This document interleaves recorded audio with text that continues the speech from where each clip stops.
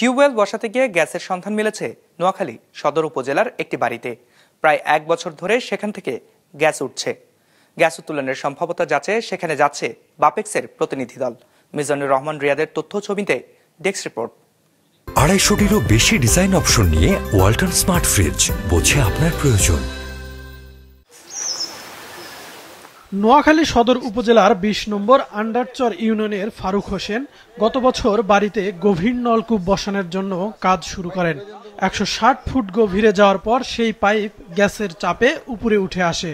আগুন জ্বালিয়ে গ্যাসের অস্তিত্ব নিশ্চিত হন তারা। দীর্ঘ 1 বছরেও বন্ধ হয়নি গ্যাস ওঠা।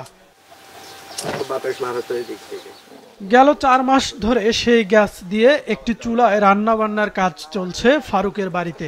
বিষয়টি দেখতে প্রতিদিন ওই বাড়িতে ভিড় জমাচ্ছেন আশেপাশের লোকজন। এখানে গ্যাসটাতে উঠছে, এটা প্রাকৃতিক সম্পদ। এটা যদি সরকার দেখে কোনো ব্যবস্থা নেয় তাহলে আমার একটু উপকার সহযোগিতা হয়, অথবা দেশের জন্য উপকার হয়, ভালো হয়। আমার সংসারে রান্না করতেছি, গ্যাস কিনুন লাগে না, সিলিন্ডার কিনুন লাগে না, লাড়কি লাগে না।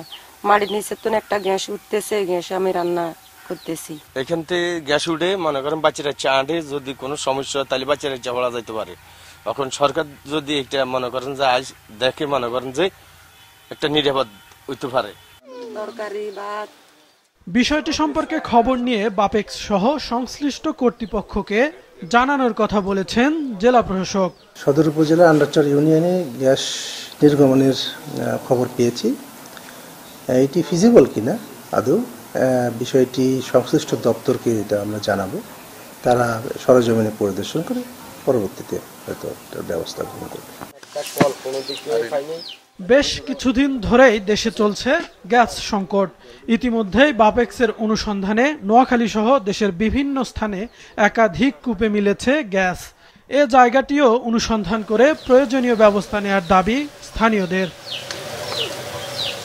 কাউসার আহমেদ, বিজনেস রিপোর্ট, মাছরাঙা টেলিভিশন।